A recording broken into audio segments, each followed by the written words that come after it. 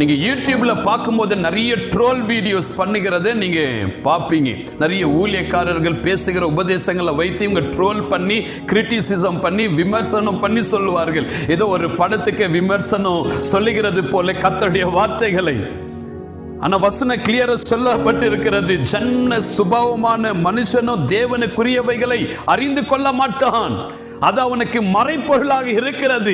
வேத வசனங்கள் எல்லாமே பொக்கிஷங்களாக மறைப்பொருள்களாக இருக்கிறது. அது ஆவிக்குரியவர்களுக்கு மட்டுமே அது வெளிப்படுத்தப்படுகிறது. ஜபிக்கிற பிள்ளைகளுக்கு மட்டுமே, தேவனோடு ஐக்கியமாய் இருக்கிறவர்களுக்கு மட்டுமே இந்த ரகசியங்கள் எல்லாமே அது கொடுக்கப்பட்டிருக்கின்றன. 1 கொரிந்தியர் 2ஆம் அதிகாரம் 10-14 வரைக்கும் வாசிக்கும் போது அவர் எழுதுகிறார், நமக்கோ தேவன் அவைகளை தமது ஆவினாலே வெளிப்படுத்தினார். இந்த ஆவியானவர் எல்லாவற்றையும் தேவனுடைய ஆழங்களையும் ஆராய்ந்திருக்கிறார். மனுஷனில் உள்ள ஆவியை அன்றி மனுஷரில் எவன் மனுஷனுக்குரியவைகளை அறிவான்? அப்படி போல தேவனுடைய ஆவியை அன்றி ஒருவனும் தேவனுக்குரியவைகளை அறிய மாட்டான். எல்லாராலும் தேவனுக்குரியவைகளை அறிந்து கொள்ள முடியுமா? முடியாது.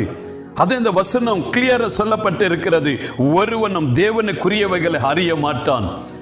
இது எல்லாமே கர்த்தருடைய பிள்ளைகளுக்கு மட்டுமே கொடுக்கப்பட்டு இருக்கிறது.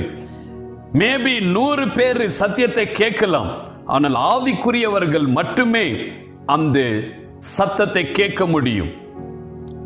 மேய்ப்பனுடைய சத்தத்திற்கு ஆடுகள் செவி கொடுக்கும். மேய்ப்பன் என்ன சொல்ல வருகிறார் என்பதை ஆடுகள் அறிந்து கொள்ளும். இயேசு அநேக காரியங்களை உவமைகளாக பேசுகிறார். கேட்கிறாங்க சீஷர்கள், நீங்க ஏன் இந்த உவமைகள் மூலமாக, பேரபிள்ஸ் மூலமா நீங்க பேசுறீங்களே என்று. அப்ப கர்த்தர் சொல்லுகிறார், இந்த சத்தியங்கள் எல்லாருக்குமே அல்ல. இந்த சத்தியம் எல்லாருக்குமே அல்ல. இது கர்த்தருடைய பிள்ளைகளுக்கு மட்டுமே. அப்படியே 14 வசனத்தில், ஜன்ம சுபாவமான மனுஷனும் தேவனுடைய ஆவிக்குரியவைகளை ஏற்றுக்கொள்ளான். அவைகள் அவனுக்கு பைத்தியமாக தோன்றும். அவைகள் ஆவிக்கேற்ற பிரகாரமாய் ஆராய்ந்து நிதானிக்கப்படுகிறவைகளானதால் அவைகளை அறியவும் மாட்டான். ஸ்கூல் பிள்ளைங்களை நீங்க பார்த்து இருக்கிறீங்களா? அவங்களுக்கு எல்கேஜி யூகேஜியில் எல்லாமே ரொம்ப ஈஸியான சிலபஸ். ஒரு ஏபிசிடி, AIE 1 2 3 டேபிள்ஸ், இதெல்லாம் சுலபமான ஒரு காரியங்கள் கொடுக்கப்பட்டு இருக்கும். ஆனால் அது சிறு பிள்ளைகளுக்கு அது ஒரு கஷ்டமான ஒரு காரியம்தான். ஆனால் ஒரு காலேஜ் லெவல் வரும்போது ஒரு டஃப்பான அவங்களுடைய புத்தகங்களே பார்க்கும்போது 1000 பேஜ் உள்ள புத்தகங்கள் நிறைய அவர்கள் அசைன்மெண்ட் பண்ண வேண்டியதாய் இருக்கும். பவுல் எழுதும் போது எழுதுகிறார், இன்னும் நீங்க எலிமெண்டரி டீச்சிங்கே நீங்க எத்தனை நாட்கள் உபதேசம் பண்ணி கொண்டு இருப்பீங்க?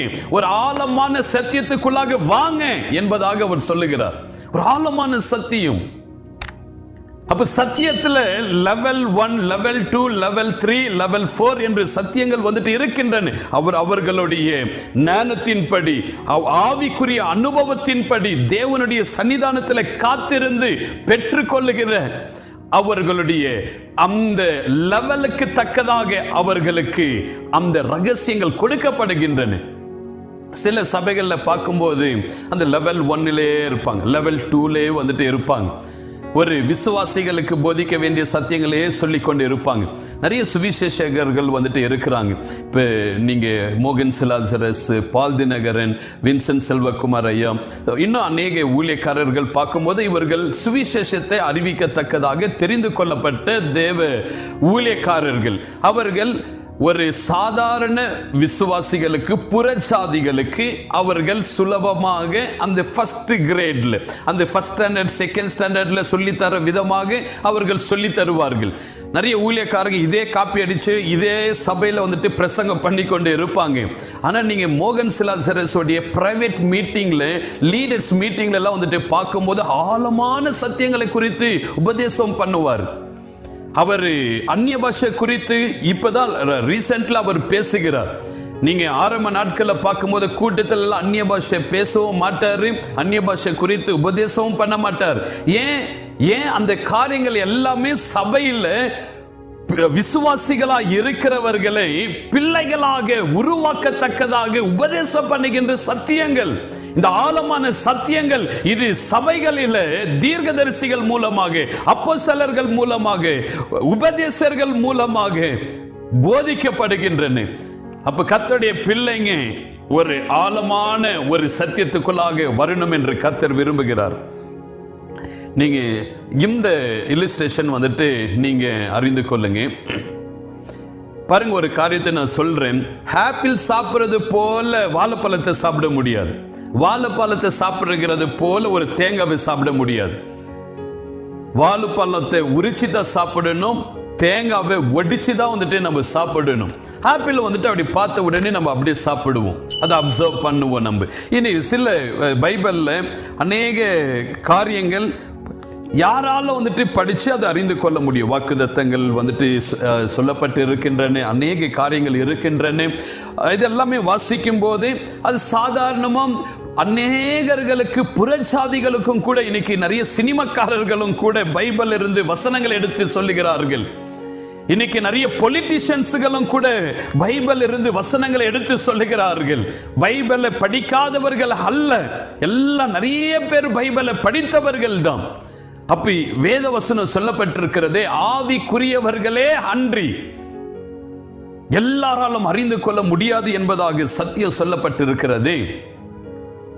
அப்ப அப்சர்வேஷன், அப்ப ஆப்பிள், நிறைய வசனங்கள் ஆப்பிளை போல அது பார்த்த உடனே, அதை அப்சர்வ் பண்ண உடனே நமக்கு அது புரிந்து கொள்ள முடியும். ஆனா ரெண்டாவது, வாழைப்பழத்தை அப்படியே சாப்பிட முடியாது, அது தொக்க உரிச்சு தான் சாப்பிடுவோம். அதே போல நிறைய பழைய ஏற்பாட்டின் காரியங்கள், நியாய பிரமாணங்கள் சொல்லப்பட்டு இருக்கின்றன. நிறைய நியாய பிரமாணங்களை இயேசு சிலுவையில் அது சுமந்து தீர்த்து விட்டார். அப்ப அந்த காரியங்களை நம்ம அப்படியே எடுத்துக்கொள்ளணுமா? இல்லை. அது தோலை உரிச்சு எப்படி சாப்பிடுகிறோமோ அதே போல அநேக பழைய ஏற்பாட்டிலையும் அநேக இந்த புதிய ஏற்பாட்டிலையும் பார்க்கும்போது கிட்டத்தட்ட 2000 வருஷத்துக்கு முன்பாக கல்ச்சரல் கான்டெக்ஸ்ட் மூலமாக சொல்லப்பட்டிருக்கிற கல்ச்சரல் திங்ஸ் எல்லாமே நம்ம எடுத்துக்கொள்ளணும் என்று அவசியம் வந்துட்டு இல்லை. நீங்க ஒரு தேங்காவை வந்துட்டு பார்க்கும்போது தேங்காவை நம்ம அப்படியே சாப்பிட முடியாது, உரிச்சு சாப்பிட முடியாது. அதுக்கு வெளியில இருந்து ஒரு கத்தி வேணும், கத்தியால் அது வெட்டி தான் அது சாப்பிட முடியும். அதே போல இந்த வேத வசனத்தை அறிந்து கொள்ளணும்னா கத்தி போல இருக்கின்ற தேவனுடைய ஆவியே அன்றி தேவனுடைய வெளிப்பாடுகளை அவர் கொடுக்கும் போது மட்டுமே நம்ம இந்த ரகசியங்களை அறிந்து கொள்ள முடியும். அப்ப கர்த்தருடைய பிள்ளைங்க அறிந்து கொள்ளணும், எல்லா சத்தியங்களும் வேத வசனத்தில் சொல்லப்பட்டிருக்கிற சில வசனங்கள் புரிந்து கொள்ள முடியும், சில வசனங்கள் புரிந்து கொள்ள முடியாது. அது நிறைய புத்தகங்களை வாசித்து அறிந்து கொள்ளணும். நிறைய காரியங்கள் கர்த்தருடைய சன்னிதானத்தில் காத்திருக்கும் போது கர்த்தர் வெளிப்பாடுகளை கொடுப்பார், அதன் மூலமாக அறிந்து கொள்ள முடியும்.